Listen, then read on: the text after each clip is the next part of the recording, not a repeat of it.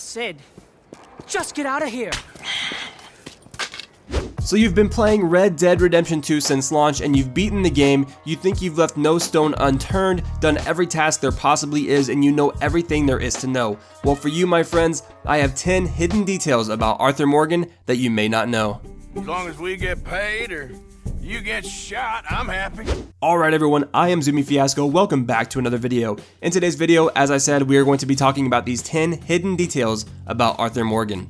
Now, if you haven't played much of the game yet, and you haven't progressed too far, I definitely recommend you tune away right now and come back later once you've completed the game, because there are spoilers ahead, and I don't want to mess anything up for you guys, and I don't want to spoil anything. Now, with that fair warning out of the way, here we go.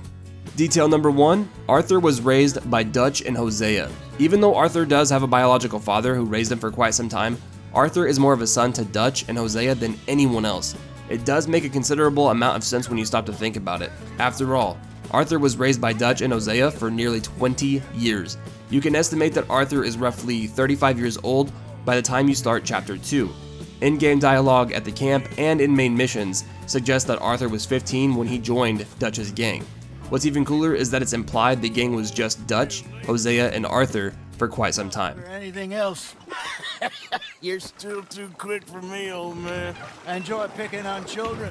Detail number 2, Arthur's father was a monster. Unlike John Marston, who barely knew his father, Arthur did live quite a few years with his biological father. While this is a subject that he keeps to himself for most of the game, a few moments in the first 6 chapters do reveal key tidbits about Arthur's father, especially his wicked ways. The recurring element circling Arthur's father is how much they did not get along. While he looks back on his mother fondly, Arthur states that his father lived far too long for anyone's goodwill. That said, Arthur does keep a portrait of his father by his bed. Granted, it's a picture of his mugshot, but still. Detail number 3, Arthur had a young son. In an optional conversation with Rains Fall, Arthur will bring up his son Isaac, a son born to a waitress. Arthur visited him off and on for 10 years until one day he arrived to find 2 graves outside the house. The 2 lost their lives in a robbery over $10. This is super sad and just makes Arthur's life feel that much worse. I'm not sure if you guys knew he had a son, and even if you did know he had a son, I'm not sure if you knew that he passed away like that. Same. Every few months I'd stop by there for a few days. He was such a good kid. She was too, I guess. Just a kid, 19. What happened? I got there one day and saw 2 crosses outside. I knew right away. Turned out some bastards had come through.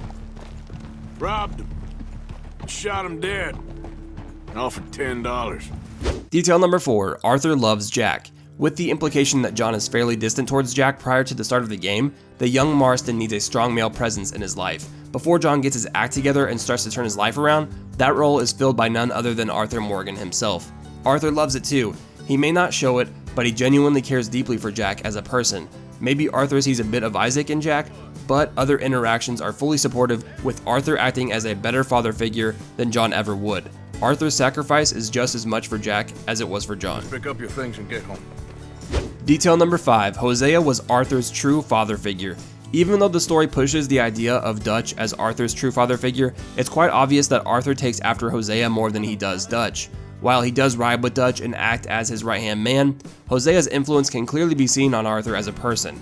He has a certain wisdom that is similar to Hosea's. Not just that, there is a sensitivity to Arthur that he keeps tucked away in his journal. Although it's stated that Dutch taught Arthur to read, Hosea was likely the one who taught Arthur to refine his craft.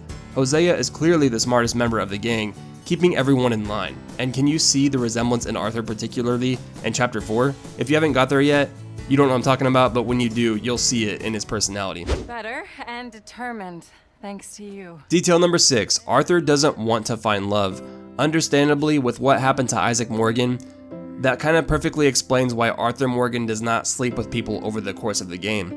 Even Mary Beth, who shows explicit interest in him and is in a perceived safe environment to have a family, it doesn't spark Arthur's interest simply because he does not want the world to have another Isaac.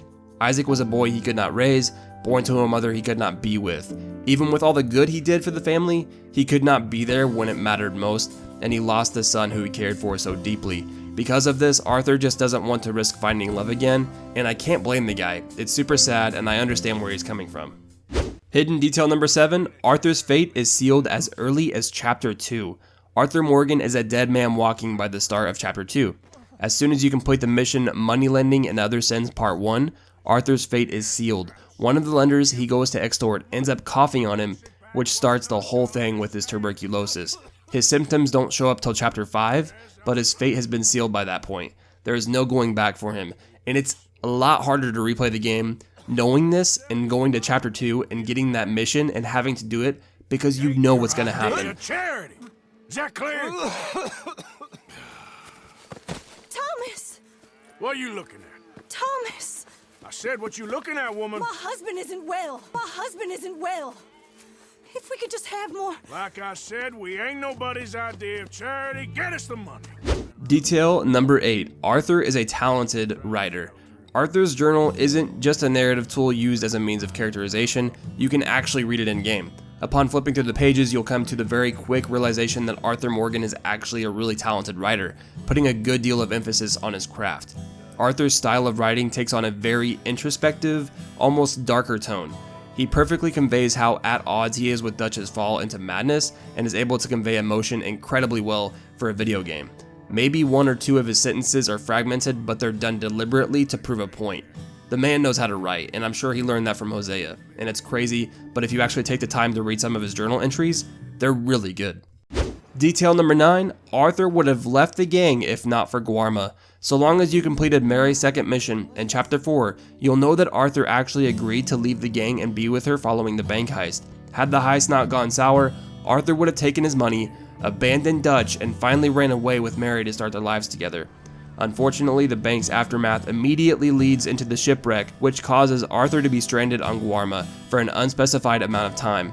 By the time he reaches land, he receives a letter from Mary, and it says that she has given up waiting for him to change. Arthur truly had changed and was genuinely planning to leave once and for all, but it was just too late, and the miscommunication, her having to wait, not understanding what was actually going on, left the poor guy alone and having to cling back to the gang. Now before we get into the last hidden detail about Arthur Morgan, let me know what you thought of these hidden details. Did you know all of these things about Arthur? Because I did not until I did some research and really paid attention to the details in the game and read all the journal entries and things like that.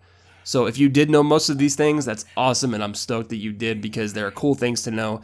And if you didn't, I'm glad that I could show you them and let you know about them. So here we go with our last detail, hidden detail number 10. Arthur is forgotten by history. In the original Red Dead Redemption, after control switches to Jack Marston, you'll find townspeople mentioning John Marston by name. Not even being gunned down by the government was enough to wipe his name away from the echoes of history. Even Red Dead Harlow, Revolver's main character, is remembered in Redemption. The same cannot be said for our hero, Arthur Morgan. Even in the epilogue of his own game, the world has more or less forgotten Arthur, with John too uncomfortable to bring him up in constant conversation. By 1911, not a soul so much as utters the name Arthur Morgan, and he's just a man that's forgotten in history, but not forgotten by those of us who saw life through his eyes and witnessed it with him and walked all those miles in his boots. Thank you guys so much for watching. Let me know if you enjoyed this video. Be sure and smash that like button, subscribe for more content. Red Dead Online is right around the corner, and I can't wait for you guys. I really hope to see you all in the next one. Later. I'm afraid. There is nothing to be afraid of, Mr. Morgan. Take a gamble that love exists and do a loving act. All aboard? I shall try. I know you will.